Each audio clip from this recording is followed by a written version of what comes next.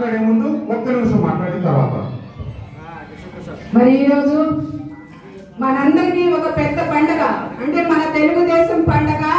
ఏ పండగ మనకి? మహానాడు పండగ.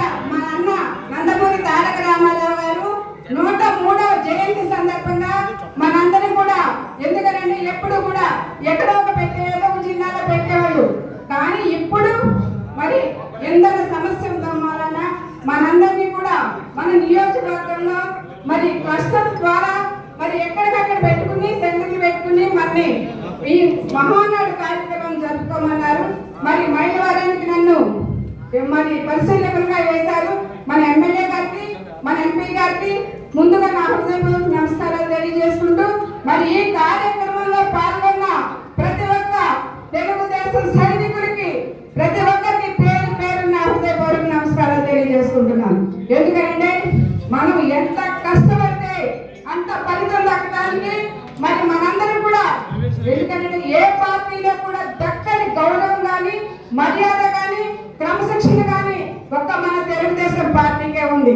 అది ఎందుకంటే మన గౌరవ ముఖ్యమంత్రి నారా చంద్రబాబు నాయుడు గారు కానీ, మరి లోకేష్ బాబు గారు కానీ మనకు అలాంటి ఏ కార్యక్రమం జరిగినా మనం ఏమంటారు, ఏ గౌరవానికి వెళ్ళండి వెళ్ళబాకండి. మనం ఏంటంటే ఎప్పుడైనా పని మీద క్రమశిక్షణతో పనిచేయండి. మన దగ్గరికి ఎవరైనా వచ్చినా సరే మనం వాళ్ళకి పని చేసి పెట్టడమే మన లక్ష్యం, కానీ గొడవలకి వెళ్ళొద్దని మనందరికీ కూడా ఎప్పుడు సూచనలు ఇస్తారు.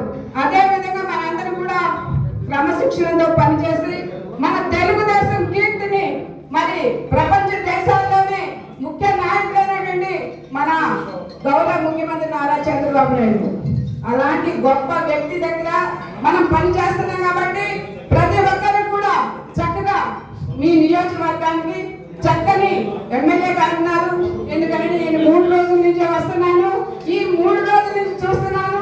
గుడివేళ మా రాము గారు ఉన్నారు, మా ఎమ్మెల్యే గారు, ఆయన కూడా మామూలుగా మనలో కలిసిపోతారు.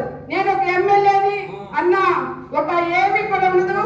మరి అదే విధంగా కూడా ఇప్పుడు కృష్ణప్రసాద్ గారు కూడా, మరి అలాగే మన ఎంపీ గారు కూడా, నాన్న చిన్ని గారు కూడా, మరి ఆయన కూడా మనలో మనిషిలా కలిసిపోతే మన కష్ట సుఖాలను మరి వాళ్ళందరూ కూడా మన బాధల్లాగా భావిస్తూ, మరి ఇప్పుడు నేను వాళ్ళ కారులో వస్తుంటే మీ అందరి గురించే వాళ్ళు చర్చించుకుంటున్నారు.